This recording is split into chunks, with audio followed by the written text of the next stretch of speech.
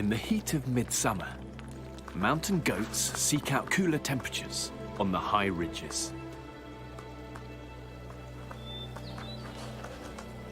This female is a natural mountaineer. She can easily access the best grazing, even with a kid in tow. But there's one thing they both need that's far harder to reach.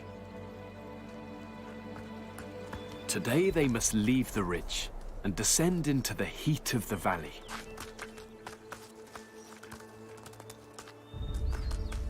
For the little one, this is a dangerous journey. With the mercury hitting 100 degrees Fahrenheit, this is the hottest summer on record.